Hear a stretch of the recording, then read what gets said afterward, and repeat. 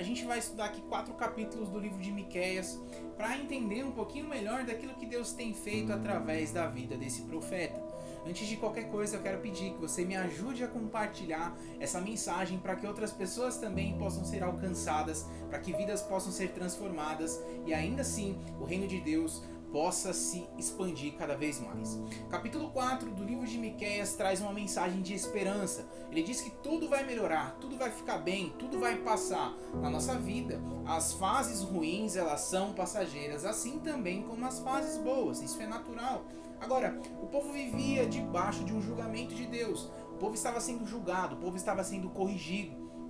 E nesse momento, muitas dores, muitas dúvidas, muitas tristezas e até mesmo frustrações aparecem no meio do povo. Então, o Senhor ele promete que haverá um tempo em que as coisas vão melhorar e muito.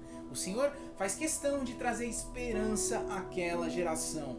E eu creio que confiar em Deus com relação ao nosso futuro é talvez um dos nossos maiores desafios, entregar totalmente nas mãos do Senhor aquilo que há por vir em nossas vidas. Entregar nas mãos de Deus os próximos passos, entregar nas mãos de Deus o nosso amanhã, livrar as nossas atitudes ou talvez nos desprender daquilo que a gente possa fazer para confiar totalmente em Deus. E aqui a gente vê que o povo está no meio desse momento, está nesse impasse. Haverá um futuro melhor se você confiar e entregar na mão de Deus. A palavra de Deus, ela nos promete que o Senhor nos dará descanso e paz. Eu creio que descanso e paz seja algo que todos nós almejamos, que todos nós desejamos viver.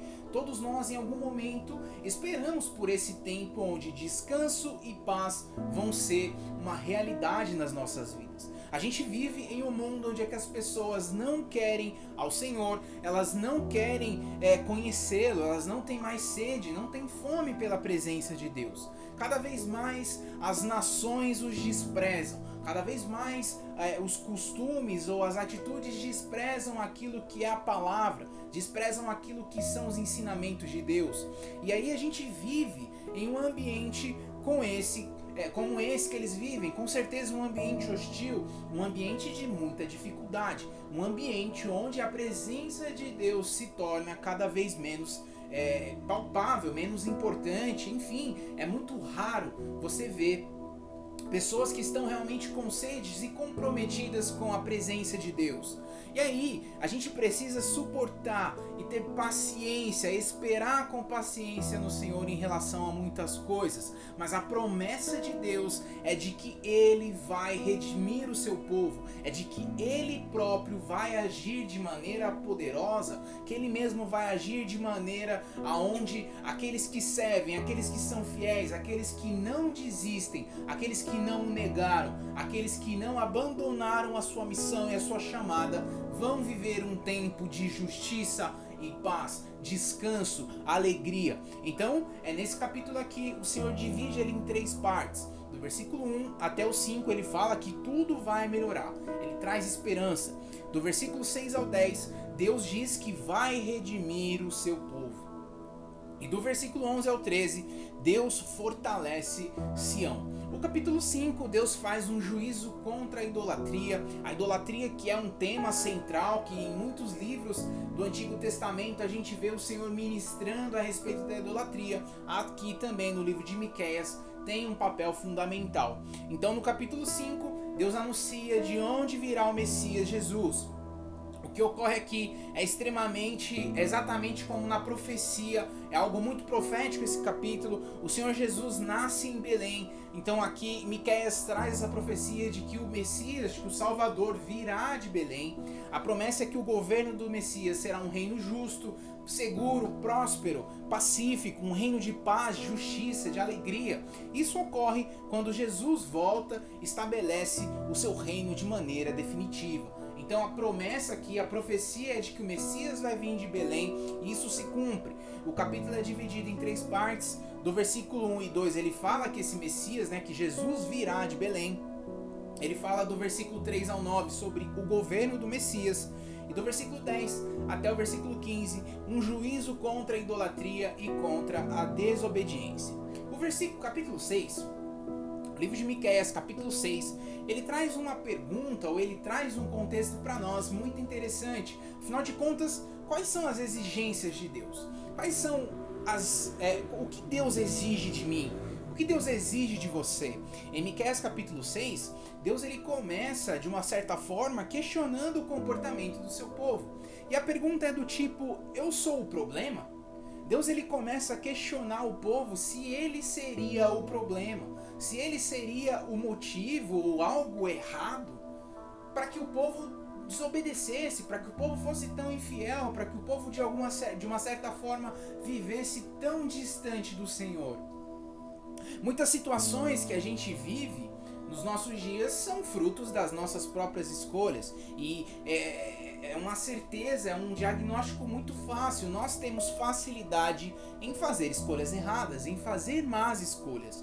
Agora, quando as consequências vêm, as consequências dessas minhas más escolhas, dessas suas más escolhas, elas vêm, nós temos a tendência a pôr a culpa no Senhor.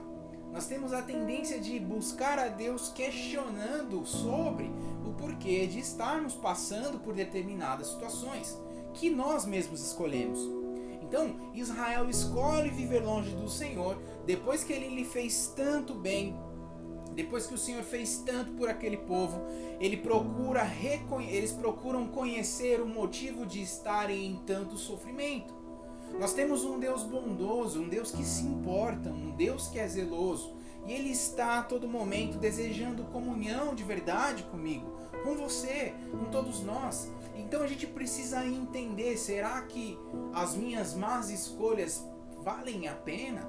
Será que vale a pena escolher algo que me afaste de Deus? Será que vale a pena continuar escolhendo por situações que vão me levar distante do Senhor? O capítulo 6 ele é dividido em 3 partes. Então, do versículo 1 ao 5, Deus questiona o povo, Deus coloca essas questões diante do povo. O versículo 6 ao 8 fala sobre o que Deus exige, sobre o que Deus julga ser certo e bom. E fala do versículo 9 ao 16 sobre um clamor contra a corrupção. Então, idolatria e corrupção é mais uma vez tratado nesse capítulo. O último capítulo de estudo para esse vídeo aqui é Miqueias capítulo 7, então ele vai falar sobre Deus ser a nossa esperança. Miqueias capítulo 7, o Senhor anuncia o dia do juízo contra a corrupção e o pecado da nação. Então ele certamente vai chegar sobre os corruptos de toda a terra. É óbvio que esse dia vai vir, esse dia acontece.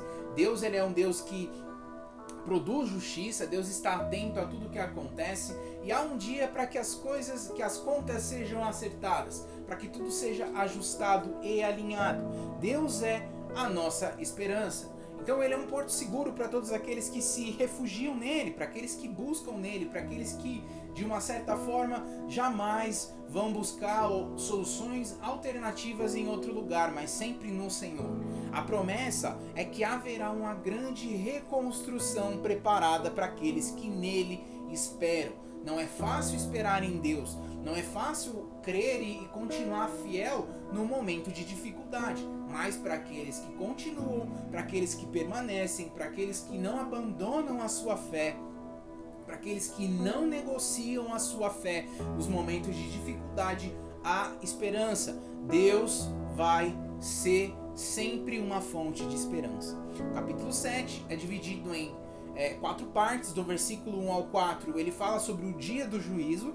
Do versículo 5 ao 10, Deus é a nossa esperança. Dos versículos 11 ao 17, o dia da reconstrução. E ele termina do versículo 18 ao 20 sobre quem é comparável ao Senhor. E eu termino esse vídeo perguntando: quem é comparável ao Senhor? Quem pode nos levar a um caminho de felicidade, de prosperidade, a um caminho de salvação? Se não o Senhor. Quem pode nos levar ao descanso e à paz? Quem pode nos levar à justiça? Quem pode nos levar à verdadeira alegria? Não a alegria instantânea, aquela que vem e que vai de maneira muito rápida e passageira, mas aquela alegria que independe de situações, independe de lugares, independe de pessoas, aquela alegria que só aquele que conhece, e reconhece a grandeza do Senhor pode viver.